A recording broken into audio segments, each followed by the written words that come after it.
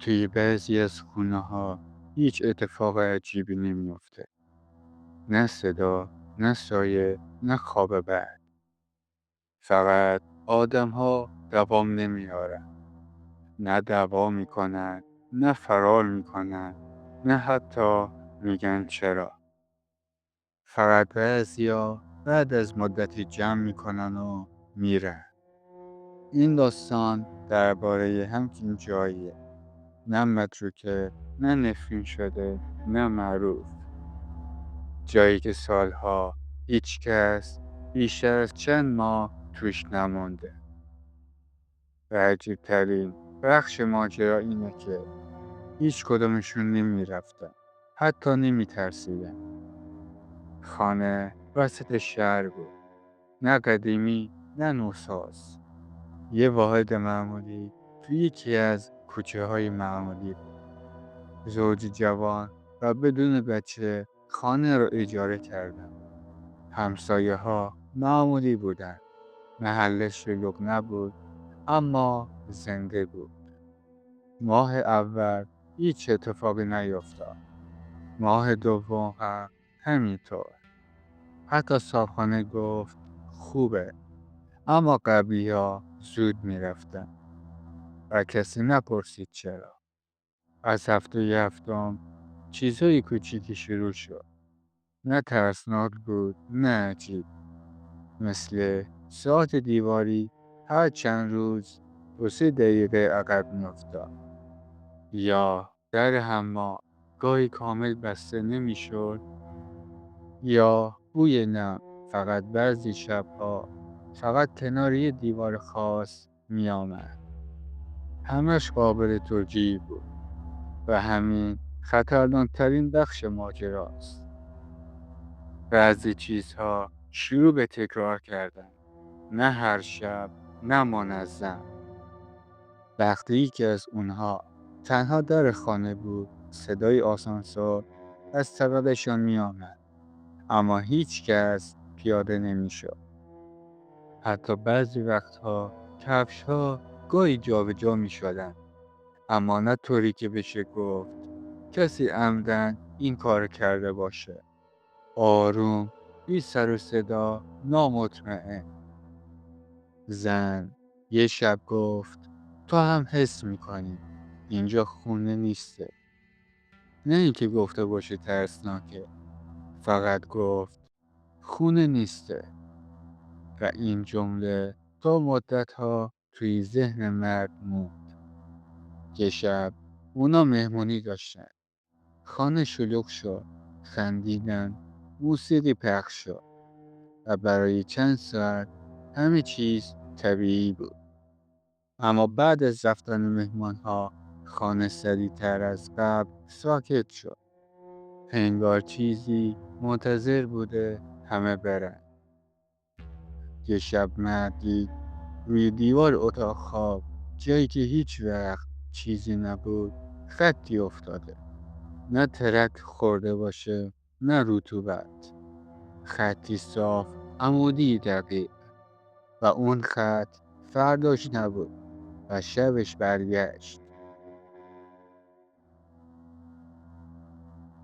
تا اینجای داستان اگه حس میکنی این میتونه واقعی باشه و هنوز نمیدونی دقیقاً چی قراره اتفاق بیفته، یه لایک بزن تا ادامه داستان رو با هم دیگه بشنویم. چند هفته بعد زن شروع کرد به بیرون ماندن از بیرون خونه. نه به خاطر ترس، به خاطر خستگی.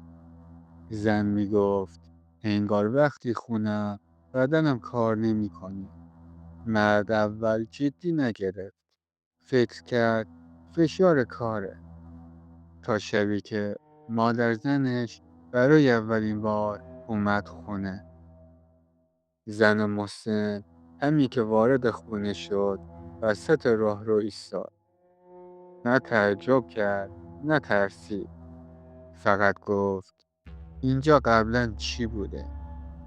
مرد گفت هیچی، خونه است دیگه. مادر زن اون مرد نگاهش رو از روی دیوار بر نداشت و گفت نه، اینجا خونه نیسته. چند روز بعد مرد برای اولین بار تصمیم گرفت از صاحب خانه سوال کنه. نه مستقیم نه مشکوک. فقط پرسید قبل از ما چند نفر اینجا بودن؟ صاحب خانه گفت زیاد موندن. گفت بعضیا 1-2 ماه، بعضیا کمتر. مرد پرسید چرا؟ صاحب خونه شونش بالا انداخت و گفت بعضیا میگن حال هوای این خونه بهشون نمیسازه. همین. نه شکایت بود، نه مشکل حقوقی، نه دعوا. همه بی دلیل میرفتن. اون شب برای اولین بار چیزی گم نشد، بلکه اضافه شد. روی میز آشپزخانه یه سکه قدیمی بود. نه درخشان باشه نه طلایی. ساده، کدر و سنگین. هیچ کدومشون یادشون نمی آمد که چنین چیزی داشته باشن. زن گفت شاید مال قبلی بوده. اما مرد فهمید این توجیهه و همون لحظه سکه رو برداشت. سرد نبود و گرم هم نبود.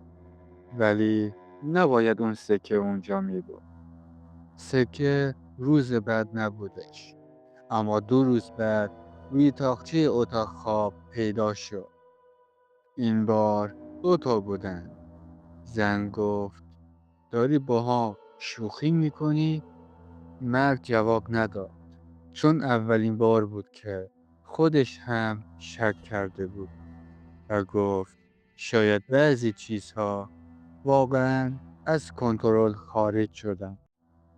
همون روزش مرد رفت سراغ یکی از آشناها. نه دعانویس بود نه جنگیر. مرد مسنی بود که سالها کارش خرید فروش خونه های قدیمی بود و وقتی داستان رو شنید اول لبخند زد، بعد ساکت شد و در نهایت پرسید چیزی پیدا کردین زیر خونه یا داخل دیوار؟ مرد گفت نه. مرد مسن گفت بعضی زمین ها سهم دارن و ادامه نداد.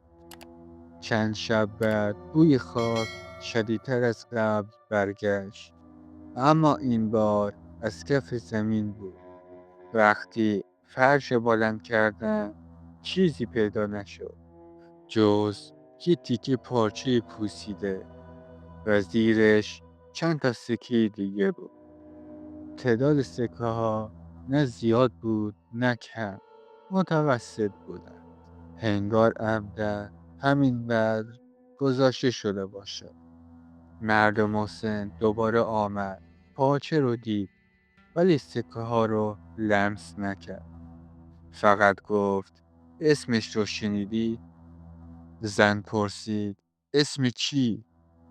مرد مسن آروم گفت موکل و بعد سکوت کرد و گفت نه هر موکلی، موکل دفینه. مرد گفت اسم داره؟ مرد مسن نفس عمیق کشید. قدیمی ها بهش میگفتن زهیر. هیچ اتفاقی نیفتاد و همین ترسناک بود. بعد از شنیدن اسم خانه عوض نشد. هیچ صدایی نیامد. هیچ سایه‌ای نبود. اما زن دیگه نمیتونست تنها بمونه. مرد شبها بیدار میموند. نه به خاطر کابوس، به خاطر فکر. این فکر میکرد اگه چیزی اینقدر آروم خودشو نشون میده پس عجله‌ای نداره. چند روز بعد زن و مرد خانه رو ترک کردن.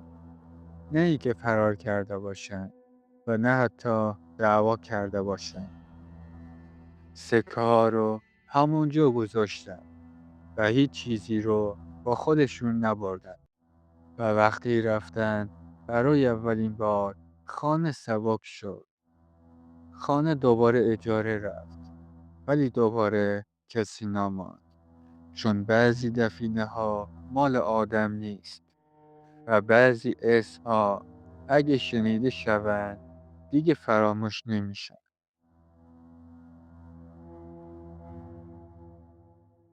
اگه این داستان برات واقعی بوده یا حس میکنی چنین چیزهایی واقعا اتفاق میافتن، توی کامنت ها نظر خودت رو برای من بنویس. و اگه دوست داری روایت های واقعی و داستان های ترسناک را بشنوی، همین الان کانال رو سابسکرایب کن تا ویدیوهای بعدی رو از دست ندی.